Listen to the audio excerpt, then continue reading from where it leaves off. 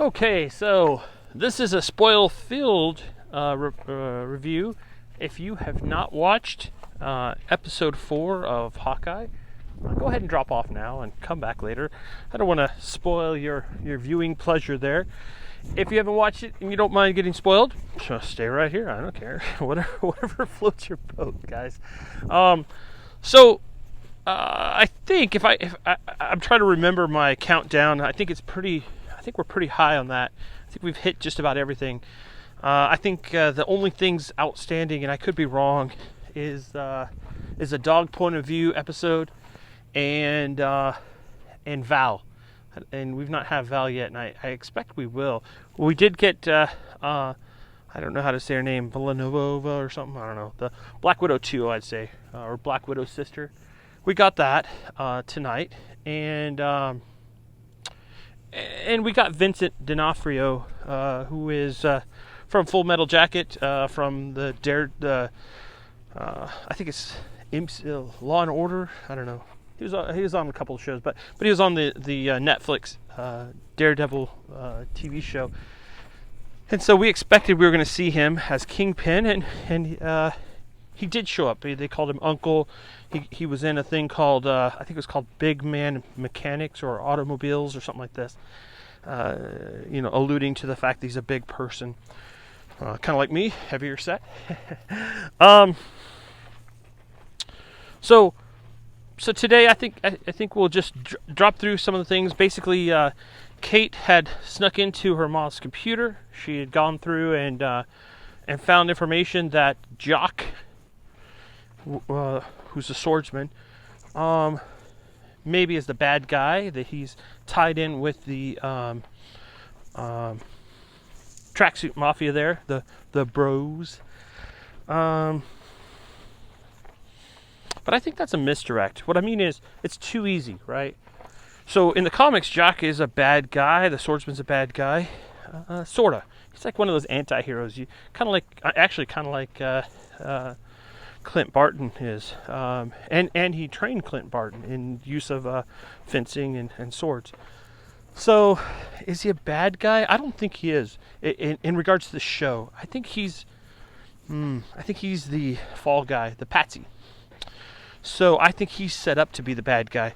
I think that Madame Masque, or Eleanor, or Kate's mom, is the big bad of the show. And I think Kingpin, as usual, is just pulling strings to the big bad, which is Madame Masque. We probably won't know about that until that last episode. I think instead what we'll get is we will find out who's running the tracksuit mafia, which will be Madame Masque. And I think it'll be a surprise, maybe in the next episode, maybe in the last episode. But probably in the next episode. I think we might get I do believe we'll get our dog point of view, but I don't think it'll be a whole episode. I think it'll be like a part of an episode, and I think the dog will get stuck in the vet hospital, and that's when we'll learn that his name, he'll be called Lucky. We'll probably learn he has like in the comic book, he had like a collar, and he was one of the tracksuit mafia's dogs or something like that. I can't remember totally, but I remember his name was Arrow in the comic book, and it was just too close to being like, it's just too much, right? And so Hank renamed him to Lucky after he went to the hospital. So I think that'll happen. The hospital, doggy hospital, I don't know what you call it, veterinary hospital. So in this episode, we start with Hank having a sword to his throat, just like he was, and then suddenly Jock goes, "Oh my gosh, you're Clint Barton," and then they have a sit down with the mom and the soon-to-be stepfather and Kate, and we go over what was going on, sort of. Just gloss over it. You can tell that Kate's mom is very upset about this, even while they're just talking about it. Then she follows Clint out to the elevator. She compares Kate to Natasha, who Clint really loved, and she died, and he still has a whole lot of angst about that. So trauma, maybe better. And so when he leaves, it's like in the back of his head that he doesn't want to involve Kate. He wants to minimize her involvement if he can. And even to the point where, when they go to look for the watch, he does the intelligent thing, and he says, we're going to watch what's going on. And instead of watching, she goes across the street and whatever. She's putting herself into these positions. She's gonna be a superhero. He needs to figure that out, but it's gonna be tough on him. A matter of fact, to the point where at the end of the episode, he kind of old yells her. He's like, "Get out of here, dog! I don't love you. Get out! Leave!" So he doesn't have her die and that death be on his hands. That didn't work out for old Yeller either. So he we kind of go through that. He gets with the wife. The wife speaks German, and I tried to catch the words, but she's speaking German to keep the kids from knowing what's going on. And later on, when Kate's doing her little bit of Christmas with her parents, and then she feels bad, goes to see Clint. He says a couple of things that I think, again, another misdirect. So he says things like, "What's your greatest shot?" And he says, "The one I didn't take." And I think we're led to believe that has to do with Budapest and Natasha, and he does start talking about Natasha, but I kind of wonder if there's another spy, not a Black Widow. We already have 2 of those guys. We don't need a whole bunch. Oh, great. We have a bunch of them. I'm sorry, but I'm gonna guess that it's his wife, and that she's not a Black Widow per se, but just another spy. And he went ahead and didn't shoot her, and instead he freed her from her I guess servitude to whatever government it was. If I were to guess, Russian, but who knows? German. I mean, she's speaking German. Who knows? So maybe he freed her from her kind of indentured spydom, and in doing so, brought her out. And maybe that watch isn't. I kind of guessed that it was Tony Stark's watch. I wonder if it's hers. And the reason I say that is, first, she knew about the watch. And she said, "I thought that was destroyed a long time ago, along with your fancy suit."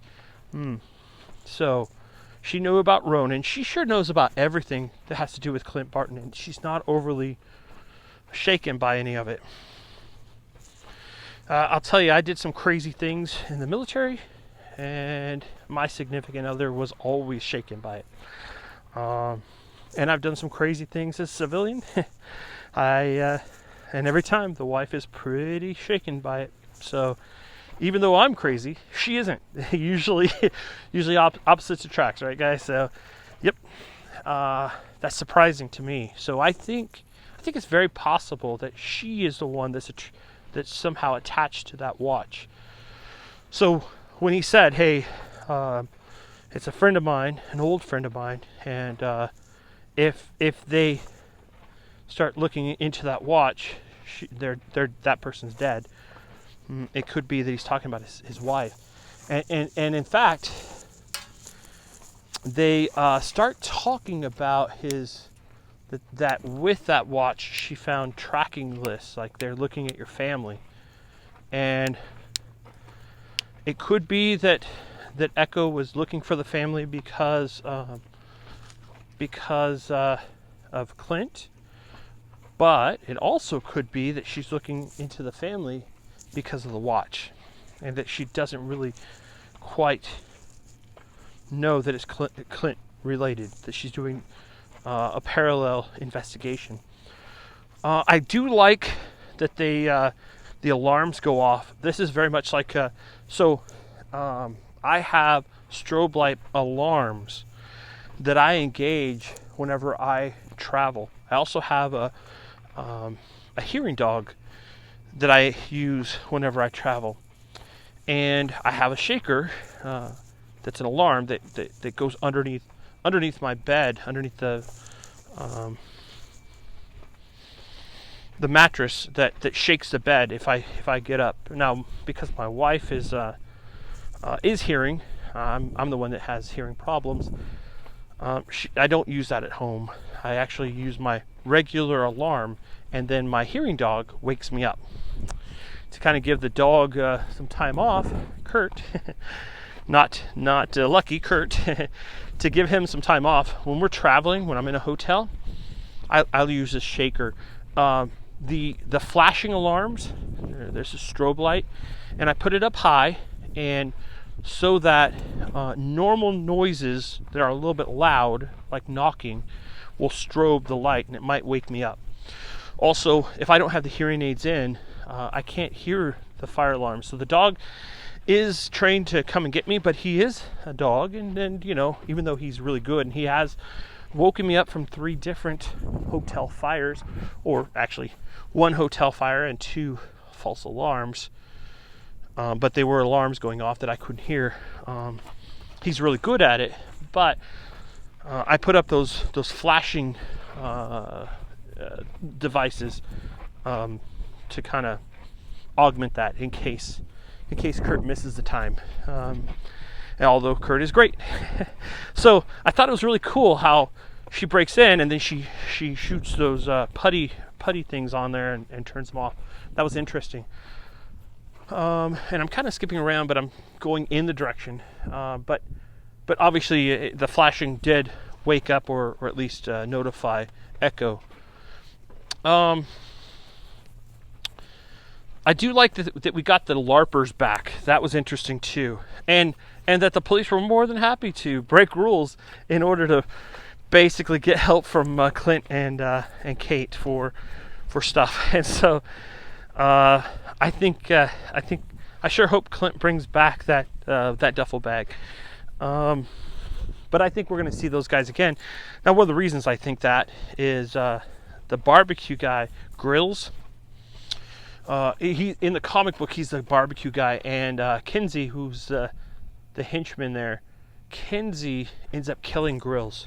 I'm hoping that doesn't happen here, but it looks like maybe these guys will be engaged again. And I kind of thought Grills was just a one-off character. I was hoping he wasn't going to be ultimately killed, and still hoping that. So, because I really like these LARPers. That's kind of neat. I like when Kinsey asked for his guns back. What do you think? I'm going to give the mafia guy his gun back? And instead of I thought it was cool, instead of keeping it and dropping it in the river or something like this, or destroying it, or taking it to Avengers Tower, I don't know, something. Clint just kind of goes in the parking lot and throws it down the road. Any old kid can find that gun. Great, Clint. Good job, buddy. Watch out. Alec Baldwin might grab that gun. Oh, geez, I'm going probably somewhere warm. Anyways, I liked this episode. I liked the last episode better, but this episode was good. I liked the fight scene on top of the roof. That was really cool. I liked that Clint thought for sure he was fighting Echo. And as soon as they show it, it's got the Black Widow 2 with her it's almost directly from the page of the comic books. Maybe her hair wasn't flowing like it does in the comic books. In the comic books, she has long yellow hair above those night vision goggles and mask and everything, but awfully close, right? And it kind of gives you the vision of a Black Widow, with the multiple eye things and stuff like that. That was kind of neat. And the fighting was pretty cool. She used the Widow's Sting and hit Echo with it. I liked Kate trying to take the zip line and kind of getting stuck. And if it wasn't for Black Widow knocking around the thing, she probably would have been stuck there for a while. I like that Black Widow 2 didn't kill Kate. So she threw her off the roof, but she attached a safe line. Again, Clint tried to get rid of her, tried to get Kate out of the picture. He was willing to take on 2 bad guys by himself, who were highly trained, skilled folks, assassins, and just to keep her out of it, because he knows. I don't think he knows. He might know. Geez, I just said 3 things and just knows and didn't answer anything. I don't know that he knows that Black Widow 2 is freed from the Black Widow program, or that any of the young ladies are freed from the program. Although, this is later in the universe. He doesn't know that she blames him necessarily for Natasha's death. So ultimately, this is the kind of the superhero misunderstanding fight that occurs all the time. But because Black Widow 2 is being used, I mean, I think Clint is going to tell her how Natasha died. I think he's going to. She's probably going to back off. She'll probably be in the next episode, but not for long. She isn't a big bad. She's not being run by the bad guys. She's been run by Val, who's building either the Dark Avengers or the Thunderbolts, or them jammed together. More of them jammed together, right? And, we have Spider-Man coming out. And with Spider-Man coming out, we'll have the Green Goblin coming back. The Green Goblin is going to be the Tony Stark of the Dark Avengers. And I think we're going to have in Thor, Love and Thunder, we'll have the other Pantheon show up. So we'll get Hercules and Ares. And Ares is the bad guy, god level that Thor is. And then some horrible event's going to happen, and all those Avengers, the regular Avengers, are going to be taken off world. Maybe this multiverse of madness? Well, probably not, because obviously Thor, Love and Thunder has to exist. But something's going to happen that's going to take them out of there. Maybe the secret war.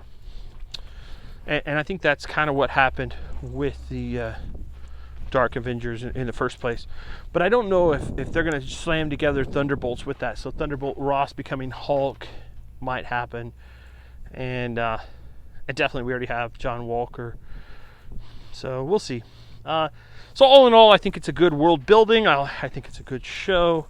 I didn't like the first 2 episodes much. It was Hawkeye light. It was more Kate Bishop.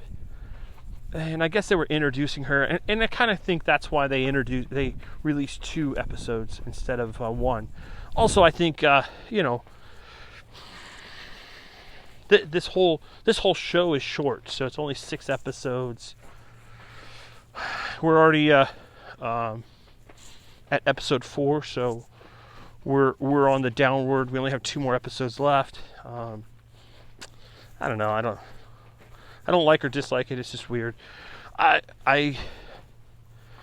They're projecting that Clint dies. They're projecting that the stepdad is the bad guy, and they're projecting that all this stuff. I don't think any of that stuff's real. I think they're just trying to throw us off the scent. I do think the mom is the bad guy, and that even though she's the big bad of the show, ultimately the Kingpin is the big bad guy. Big. All the things that are happening now, I think, are setting up other stuff. So I think Echo. So the reason I thought the Kingpin would be in this show was because I had read somewhere Echo was going to be in the show, and as soon as that was the case, I knew that Kingpin would be in, because the Echo story arc is tied directly in with the Kingpin. Also, I think so. Black Widow 2 knows that Clint is Ronin. I think soon Echo will know that, and if Echo knows that, she'll go after Clint hard. But I think it's another red herring. I don't think Clint killed her dad necessarily. I hope not. I think in the comics, it definitely was set up so that it looked like Daredevil killed her dad, and ultimately it was discovered it was the Kingpin that did it. I think we'll see the same thing. So, well, thanks everybody. Hope you guys had fun watching the show. Ask questions down below. Thank you much.